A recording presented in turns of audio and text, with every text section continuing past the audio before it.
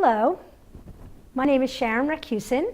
I'm on the set of CATV 8 in White River Junction, and you are joining us for Voices for Justice. And with me today is Lori Levinger. She is a writer and a retired psychotherapist, lives in Vermont, and she is going to talk about the books that she's written about her experiences in Guatemala. We have a map of where she's been and the books that she's written, and she's going to tell us about her experiences there and why she went. Welcome, Lori. You good. Thank you, Sharon. Well, first off, I want to thank you for organizing this program. I think it's a real addition to our community here at the Upper Valley, so it's good, and I'm happy to be your first speaker. Where should I start? Okay, so my motivation for going to Guatemala was never to write a book. And it was simply that I had retired and I was looking around for something to do. I heard about this new volunteer opportunity and decided, really sort of jumping off the end of the diving board, to see what this was about. The opportunity was to go to Guatemala and teach English to Maya University students.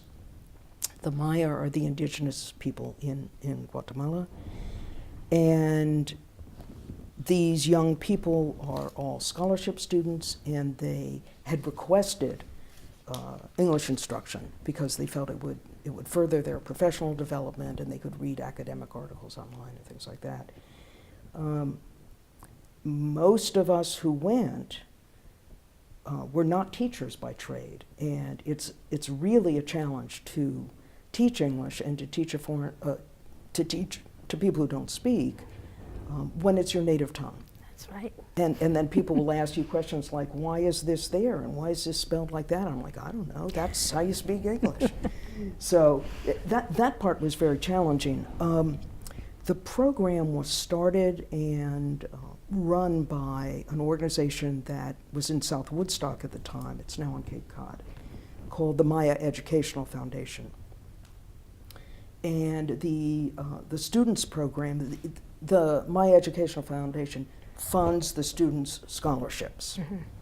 And the students are all from all parts of Guatemala, not just from the cities, not just from the countryside, but really everywhere.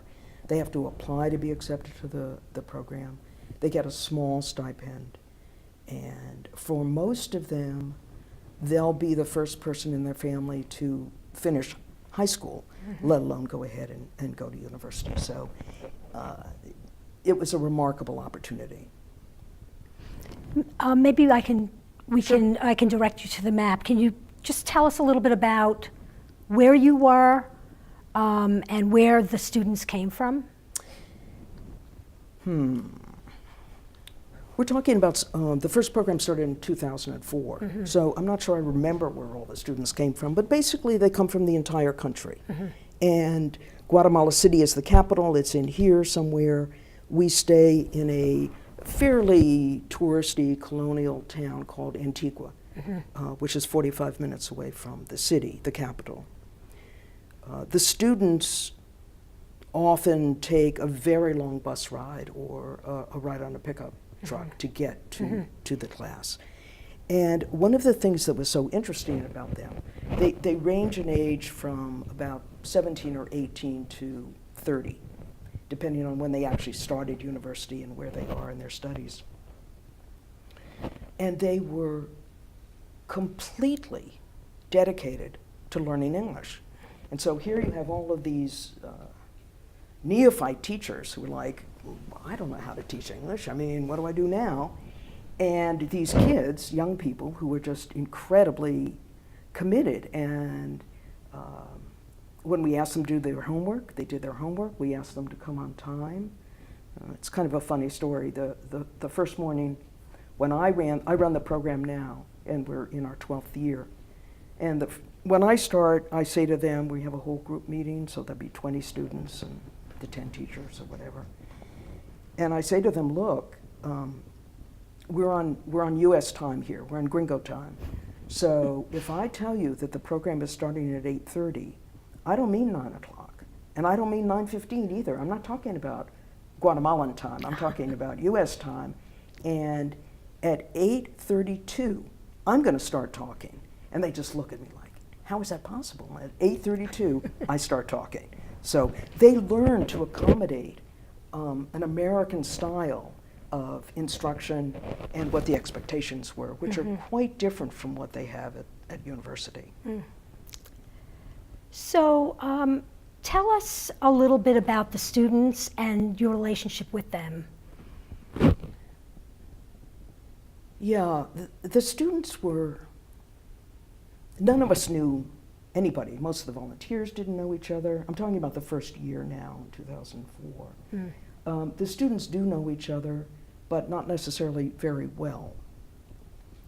And we had a very sort of loosely put together curriculum. And the first day we were going to do introductions. And we asked the teachers to introduce ourselves to the students in English. And many of the students had never had any English instruction. Some had had a good deal. So there's a real range in how well people understand and also speak. So, and we said to the volunteers, speak slowly, because when you don't understand a language, it takes longer to kind of, incorporate what's been said.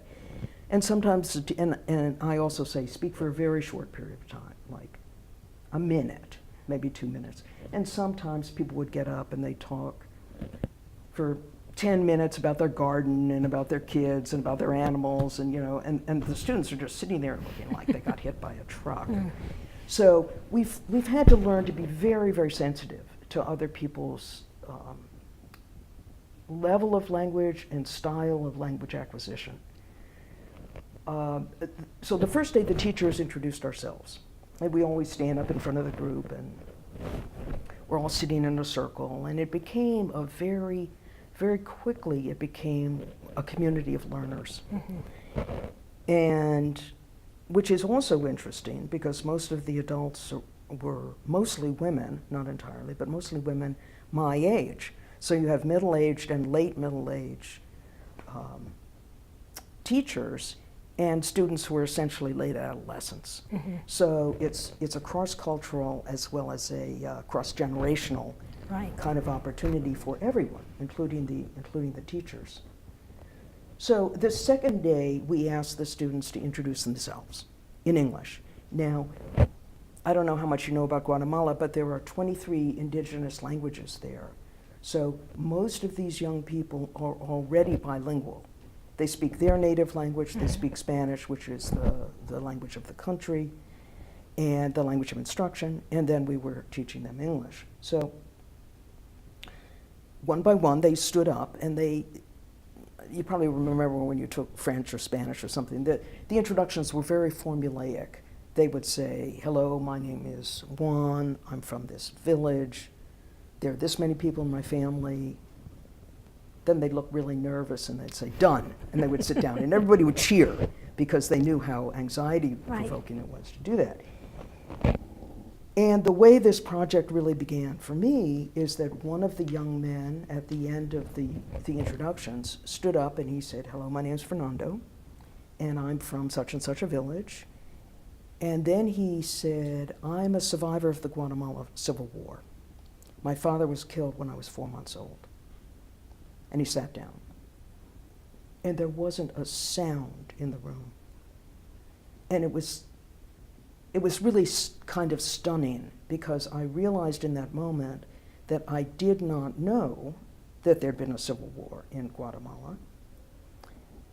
It was not very well covered in the US press, and it lasted for 30 years. And it was funded essentially by governments, several governments in the United States, supporting right-wing dictators. And during the course of this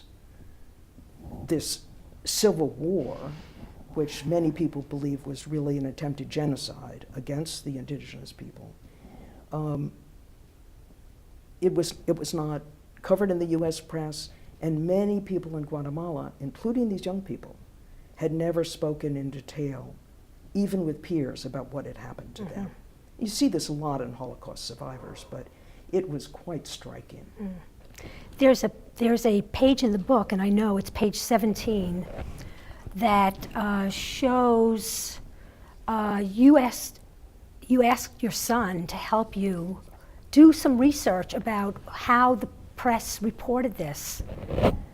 And what we found on page 17, I don't know if the camera can pick this up, and we'll talk about the names of the books and where to get them.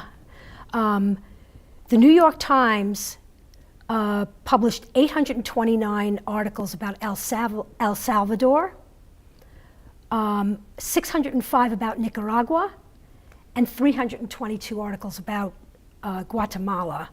And the Washington Post and the Boston Globe published even less about those three places. So over what period of time does it say? 1976 to 1996. Okay, and the reason I chose those dates, thank you for reviewing that, is that the worst of the violence, it's called the internal armed conflict there, or la violencia. People who are political Maya do not call it a civil war, because in a civil war, both sides are armed, and it's a war, and they're soldiers. In this situation, the Guatemalan military was armed with helicopters and rifles and machine guns and all of that. And the campesinos, the indigenous farmers, who were mostly the ones killed, had no weapons because they were citizens of the country. They were civilians. 1980 to 83 or 84 is considered the most, there were the most massacres and most people killed. But in fact, it stretched all the way till 1996 when peace was signed at the very end of 1996. So, and there was a relatively small but powerful guerrilla movement, and the Guatemalan government and military stated reason for this war was that the guerrilla were believed to be communist, and this was going to be a communist takeover. And this is part of the rationale that the United States used to join in this fight. Right. So we know that Fernando, the student who stood up and stunned the class, stunned you and whoever else was listening, about this civil war, that this war that no one really knew about or didn't want to speak about. How did you decide on the title of the book? And actually it would be what war? How did you, or Cuál Guerra? There's also a copy of the book in Spanish, Cuál Guerra, Testimonios de Sobrevivientes Mayas. Yeah. What war? Testimonies of Maya survivors. That's a good question. I was stunned, and partly because I grew up in a very political family, and I knew a lot, or some, about Nicaragua and about El Salvador, and I was not young in the 1980s. I was already 30 years old, so I couldn't believe I'd missed a major event like that. The title came from an interaction I had on the plane leaving Guatemala the first time I was there. And I was, we were sort of stalled on the tarmac, and I decided I better find somebody to talk to. So there was a young North American looking girl, 17, 18 years old, sitting across the aisle. So I said to her, I told her what I'd been doing. I've been teaching English in Guatemala, blah, blah, blah. And is this your first time here or something? And she said, no, I grew up here. And I said, oh, well, and she said, my parents are Americans, they were the State Department or whatever. I went to school here. And she was applying to universities in the United States. So I realized this was an opportunity to ask somebody who was not Maya about what it was like to live in Guatemala during this period of time, because she's the same age of most of our students. So I said to her, so what was it like to live in Guatemala during the violence, or during the war?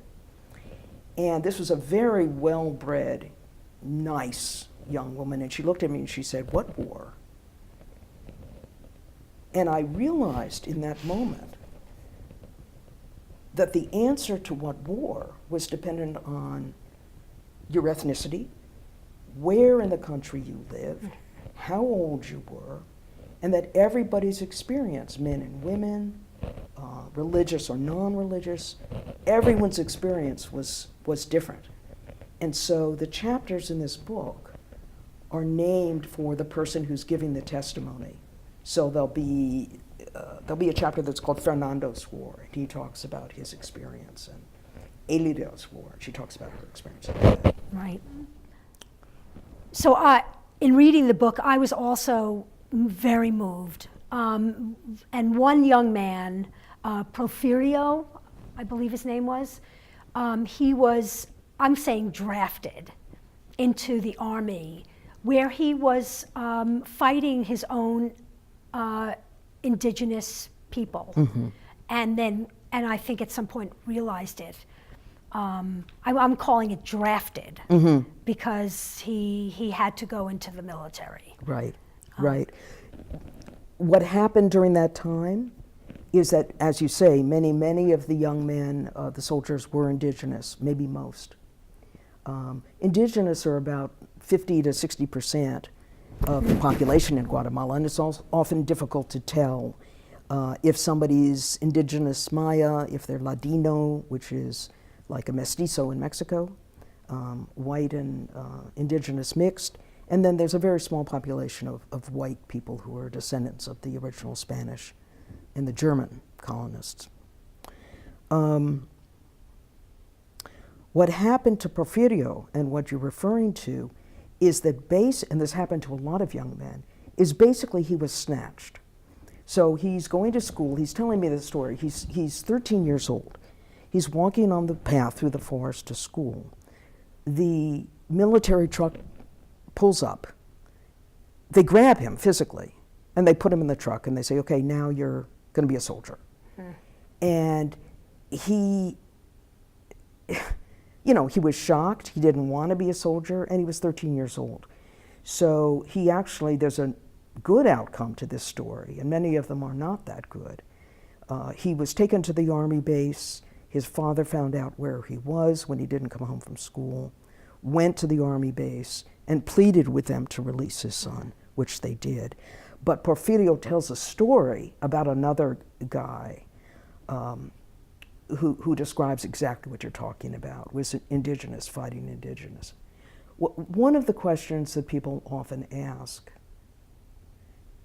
and it's a fair question, but I think it speaks to the nature of war, and being in a military hierarchy, is why did these young indigenous guys kill their neighbors and rape the women next door? Or, it was terrible. It was terrible. There were 626 massacres, villages burned to the ground. Why did these young guys do this? They're fighting essentially their own people. And the answer to that, I think, lies in the nature of violence and the hierarchy of a military. Because these young folks were told, if you don't go into this village and burn it to the ground, and burn the animals and burn the crops and do what we're telling you to do, we will kill you. And then they demonstrated that. So that in some sense, you could almost say that the perpetrators were also victims. Right. Let's just go back a little bit, because you had this stunning moment with Fernando, who talked about something you had never heard of, you weren't aware of. Then you spoke to the young woman on the plane who had no idea either. And you realized you needed to, I think you realized, I don't want to put words in your mouth, that other people need to know. Mm-hmm. And so why don't you talk about how you approached this, the testimonies and what propelled you forward? Yeah, I mean, as I said earlier, I had no intention of writing a book. And I didn't really have any intention of taking testimonies. I'd never done it before, although I'd been a therapist for almost 30 years and I've done a lot of listening and talking to people, but in a very different setting and with a very different role. I went back to Guatemala in March of '05 with the idea of meeting with the original group of students and asking them some very open-ended questions like, what is the Civil War I'm hearing about? And did anything happen in your family? And what can you tell me about, you know, where you lived and how your life changed? And 9 of the original 18 students came, and we met in their office in Guatemala City behind a locked door, because all doors are locked there. And we're sitting around a very big table, and I had my tape recorder. And so, you know, I always ask permission to tape, I asked permission to take photographs, and I had also brought a translator, because the reality is that my Spanish is not all that good. I'm not fluent, and my comprehension isn't perfect. So I was concerned that people would say things that I wouldn't understand entirely or entirely correctly. So I found a translator who was going to help me out. And I was quite pleased with myself, because her name's Irma. She's indigenous, and she's the first woman indigenous PhD in the country. She's an anthropologist. And I was so pleased, because she's bilingual. So my idea, you know how you have an idea about how things are going to go, was that I would ask questions and people would start to answer and they would stop and she would translate and I'd understand and then we'd go on. Which is, I guess, an okay idea, but it's not really what happened. Because I had come to Guatemala with my friend Karen, who was also a former therapist. And she didn't do any of the interviewing, but she was sitting in the front with Irma and myself and Karen and the tape recorder. And so I had said to her, I was pretty tense because I didn't know what was going to happen, and I was really concerned about not understanding well enough. So I said to her, look, don't interrupt me. Don't talk to me, because I'm deaf in this ear. So don't say anything, because I won't hear you, unless it's something that I absolutely need to hear from you. And in that case, tap me on the shoulder. So she's a nice person, she should, sure. So the first person starts speaking, and he says several sentences, as much as you want to ask a translator to translate. And I said, you know, please stop. And I asked Irma to translate, and Irma started to translate. And I'll tell you, it was a thrilling moment, because I understood everything. Mm-hmm. And that's what therapists do. They listen. Yeah, they're sort of wordsmiths, you know, making meaning out of what the story you're hearing. And then Karen tapped me on the shoulder. And I was like, what? And in front of all these people, and they're all looking at me like, oh, she's rude. And she said, Lori, you can't have her translate. And I said, Karen, she has to translate. I don't understand well enough, and I want to understand these stories. And she said, you can't have her translate. And I said, why not? And she said, because it interrupts the flow of him telling his story, and you have to just sit there and listen. Mm-hmm. And that was a pivotal moment for me, partly having been a therapist, partly as a person, as a listener, and as somebody who is gathering other people's stories. Because it meant that I was basically bearing witness. I was listening and responding empathically, which you can do even if you don't understand every word. And I couldn't interrupt. Because a lot of times in conversations, and with therapists, the therapist will say something to try to clarify what you just said. Right. And when she does that, it changes the nature of the conversation. So I've taken probably between 50 and 60 testimonies now over these 10 years with exactly this model. Taping them so I don't have to remember what's being said, sitting in a room with somebody and having them translate it later so that then I fully understand the story. I understand the essence of what's told, though, because it's told with so much feeling Right. that you couldn't miss it. And we actually have an excerpt of some of that testimony, which we'll play. It's about 3 minutes, and it's in Spanish, and we will translate it, but you almost don't need to read the translation. The fear and the emotion is raw, even though it happened so long ago. And this woman is actually telling the story about her family, and she wasn't born.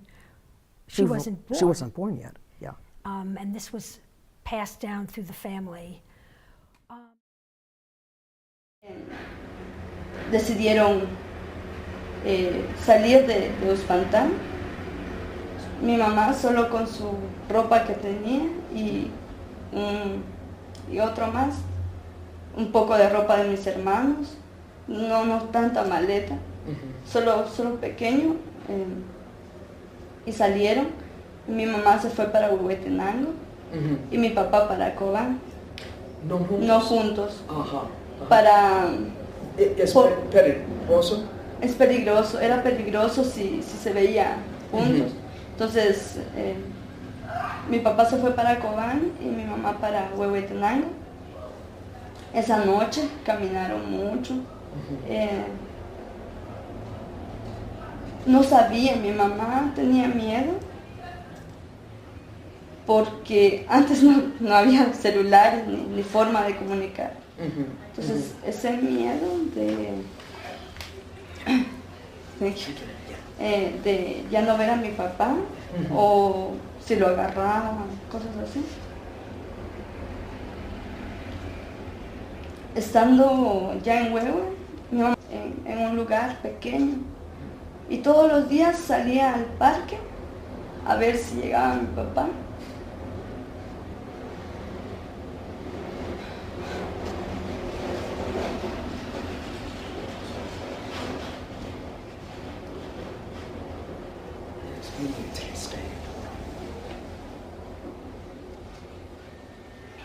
Y mis hermanos igual eran pequeños y querían mucho a mi papá.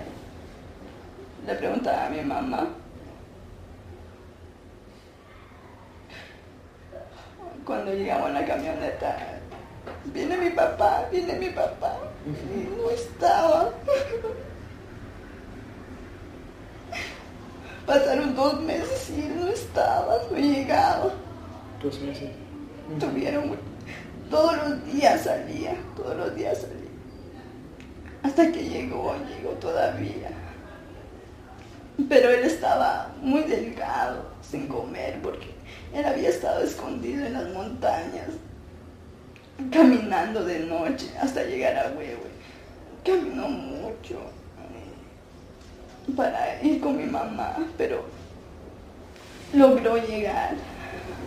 Estando ahí no hallaban qué hacer, porque todo su trabajo estaba en Uspantán, en el Quiché. Why didn't the people affected speak about it?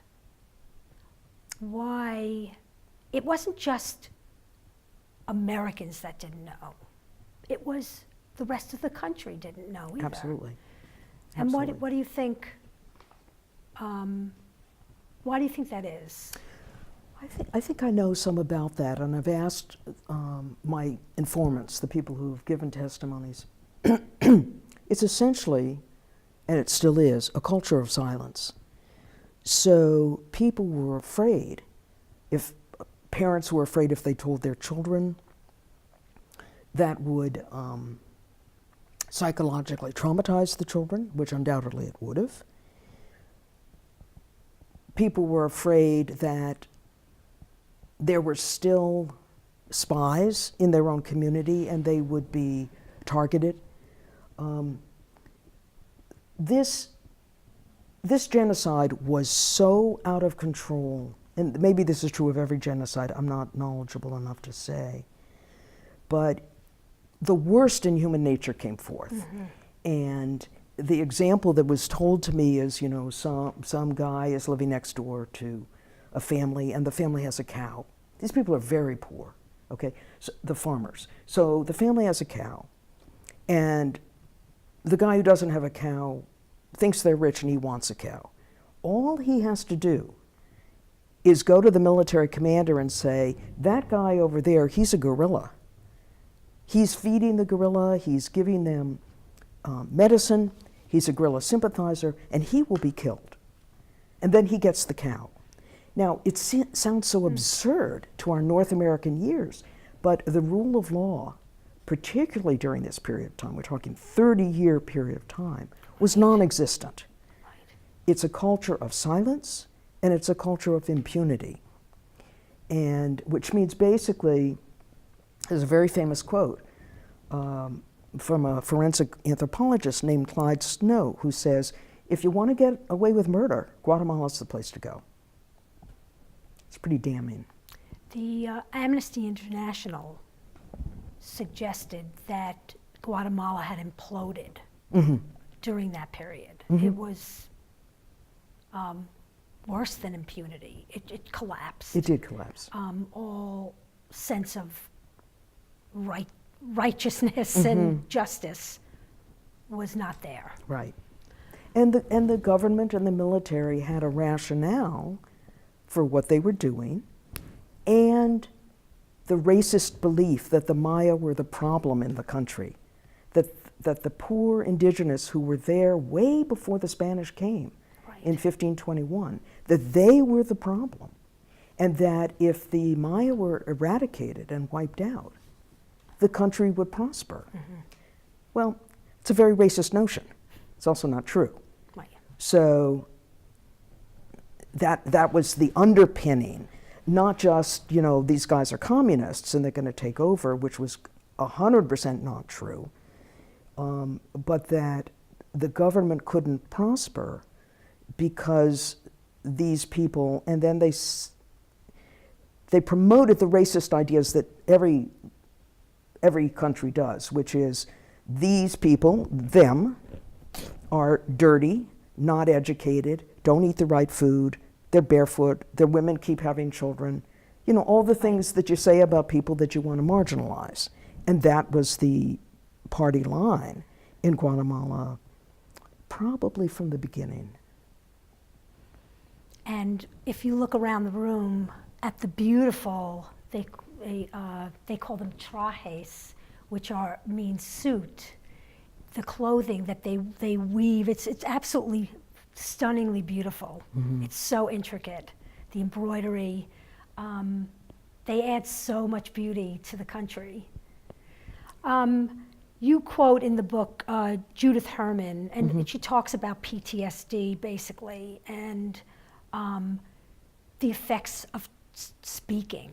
And from reading the book and understanding that you gave them voices and healing, the momentum to heal in that moment when they were speaking. Do you want to talk a little bit about that? And do you feel, I mean, you've written these books, do you feel like you've made a difference? Do you feel like you've helped? You're a therapist, you understand the need to do this. Have they spoken to you about their feelings, of speaking about something they haven't spoken about? This really ties into the second book of testimonies that I just had published in Guatemala. It's only in Spanish. But I went back to Guatemala 9 years after the original set of interviews, and I invited the original people to come and speak to that question, because for 9 years I've been sitting up here in Vermont, and I go back to Guatemala 2 or 3 times a year, so I've been many, many times, and I've seen many of these young people again. But I'd never taken the opportunity to say to them something that I'd been worried about, which is that in some way, my inviting them to tell their story, not asking, not telling, but really inviting them, and some of them said no, which is good, that telling their story had somehow harmed them. And it's very hard to fully understand. These young people are the politest people I've ever met in my life. They would never say it, partly because I'm older than them, partly because I'm a woman, and partly because most of them are raised by their mothers. So there's a deep, deep, deep respect for women and the power of a mother. And so when I went back, I said to them, you know, I've been worried about this for 9 years, and I need you to talk to me, if you can, about any negative experiences that you had having told your story and having it published in this book. And they said all sorts of nice things, you know, oh, it was great, and it was so, you know. And I said, okay, let's try this again. You know, let's see if you can really tell me, were there any negative sequelae or consequences from having told these stories? And then they got much more specific, and they were very, very specific about what they considered the positive consequences. And at this second set of interviews, there were not 9 people, there were 6 of them, of the original students, and each one of them told a story about the positive consequence either in his or her family, with fellow students, with professors, from having told this story, and also their own self-esteem, their own sense that I can tell this story and it won't kill me. I can tell this story and I can start to go forward. Is there anything else you want to add? I think...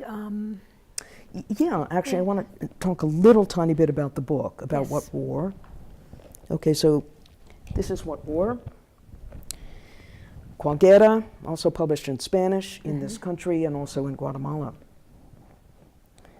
I didn't intend to write a book. I've said this now 3 times. And I remember the moment that it became clear to me that this was a path that I was being sent on, that I hadn't chosen actively, but I was going to do it. And the way it happened is that I was talking, it happened to be Fernando. I was traveling with a bunch of these various folks throughout the city. I asked them to take me, the country, I asked them to take me to some of the massacre sites because I wanted to see the part of the country where the campesinos were killed. And Fernando took me aside and he said, he put his hand on my shoulder and he said, "Thank you for bringing the story of young Guatemalans to the world." And I thought, oh no, please don't say that to me. Because I had no idea how to do it. First of all, I didn't know I was supposed to do it. Second of all, I had no idea how to do it. I'd never written a book. I was sure I couldn't get it published. There are political consequences for publishing something like this in Guatemala. And then I sat down and wrote the book. And part of it is the testimonies, which illustrate the context of what I'm trying to talk about. So for a North American audience, including myself, I mean, this is the book I wish I'd read before I went. If I'd read this book, I wouldn't feel like a complete idiot when I was there. I would have known this happened and this happened and this happened over this period of time. And so I've tried to contextualize it, give examples from the testimonies. The second book, which we'll talk about shortly, is entirely testimonies that are unedited. The first set aren't edited, but they're edited for clarity. Yeah. This is Guerra Inconclusa, La Voz de los Sobrevivientes, Unfinished War, The Voice of Survivors. Talk a little bit about the cover. The The cover is Yeah. really very powerful. Okay, so the cover is a photograph taken by a Mexican-American photographer named James Fernandez. He's a very, very good photographer. And I had seen the photograph online, and the moment I saw the photograph, I said to myself, that needs to be the cover of my next book. If I ever write another book about the Maya genocide, this has to be the cover. So when I got ready to publish this book, I emailed him, I had personal contact with him, I bought the rights to the photo because it belongs to him. Right. The photograph is from 2014. I don't know how well you folks can see it, but it's all of this really, really sticky mud, and then all of these indigenous people carrying a small coffin on their shoulder. And when you look at it, you may not immediately understand. But then you say, well, how could one person carry a coffin? And the answer is these coffins don't have bodies in them, they have bones in them. Because the bodies have been exhumed from graves. And in the Guatemalan culture, as in many cultures, if you don't bury a body, if people just disappear, you don't have a way to get closure. And the notion is that the spirit roams free, that they can't come to peace because they haven't been buried, and the family can't go and visit them. And I've said to people in the past, you know, if you look at this photograph, you really look at this photograph, you don't have to read this book because it tells you everything you need to know. It's a very powerful, very, very powerful cover. It's an amazing piece of work. There were remarks in the book about the exhumations and how people, that's what they wanted to do with their relatives. They needed to know where they were, where their bones were. And it was, they were moved to find them and to get that closure. Yeah, it's a very complicated and apparently quite expensive process there, and you can't just go to a massacre site and start digging around. I mean, you need permission, you need the forensic anthropologist there, and then you need some, because these deaths were so long ago, you need current DNA that can be matched with somebody else's DNA to see if this in fact was your father.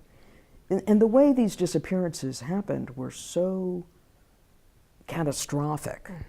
And I heard lots of stories for people, young people who are now 20, 25, 30. One guy in particular, Giovanni, so he's 5 years old, he goes to work with his dad. His dad's a student at the university. One day his dad doesn't come home.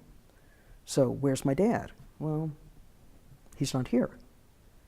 And his mother, who I also interviewed, made what I think is a very interesting decision, which is that she would not tell the children that the military had killed their father.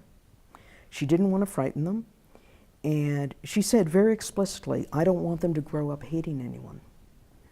She's a deeply religious evangelical Christian, and the notion that she would put this hatred into her children was such anathema to her, she didn't do it. Which meant it took a very long time for the children to find out what happened to my dad. So I'm not saying one of these is right and one of them's wrong, but the child is left sort of with, or the person with just no information. A big hole. A big hole. And a lot of people will talk about, even though it's been 35 years, I keep thinking that one day he'll show up. Because that hope doesn't die because you don't have a chance to get some sort of termination. Well, I hope that our audience finds this muy interesante. Muy interesante. Because it is, I didn't know about this either, and I also thought I was well informed. And war is a horrible, horrible thing, and it was thrust on these people for no apparent reason. And it certainly feels like they felt that people were trying to exterminate them. And it certainly, reading their testimony, it feels that way to me as well. Absolutely. I want to add one more point, Sharon. People often say to me, why did these people talk to you? Because if it's a culture of silence and you're a gringa and you show up and it's like, Right. Hi, tell me about the worst thing that ever happened in your life. Here's a tape recorder. People won't talk to you, nor should they. And I think part of it is that they knew me from a different context. I had been their teacher, and we'd done a lot of palling around together for those 2 weeks. So they knew me as sort of this kind of silly older woman who was fun to be with. And I also think my background as a therapist makes a difference, because I don't think just anybody, maybe I'm wrong. Let's just say that this book had not been written yet until I went there and sat down at a table and said, you know, feel free to share if you want, and if you don't, pass. You don't have to speak. And I had one young man who chose not to speak. He said, I am so upset hearing these stories. I have a frog in my throat. I can't talk. And I took him into another room and I said to him, you know, you can write your story. You don't have to say it. You don't have to say it in front of anybody. And over these 12 years I've known him, his name is Julio, he has taken the opportunity to speak in public about his mother's disappearance when he was 5 years old and how it has changed his life. And it takes enormous courage to do that. And enormous courage for them to share with one another. I mean, these were each other's best friends, and many of them didn't even know what had happened to their best friend because they hadn't talked about it. So it was offering the opportunity and listening in a certain way and not being able to interrupt, which I think was really very, very powerful. Not interrupting the testimony as your friend suggested, just let it flow. Absolutely. I think it comes through. They were it was like a pot that was boiling. Yeah. They were ready to tell. And they told other things. I mean, one young guy who's a doctor now talked about his father being physically violent with him and his mother. And somebody else talked about rape. I mean, That's right. once they started talking, a lot of the trauma that had been hidden and was buried inside of them started to find voice. Right. Lori, this has been wonderful. I've heard this a few times, and each You time, have indeed. it's chilling. For one reason is that war never seems to stop, and the consequences of war and oppression And continue. And if you read these books, which I hope that the audience does, you lay it out very well. It's their story, but it's also the story of war. And thank you. You're very Thank welcome, you. Sharon. Thank you so much. Yeah. Thank you.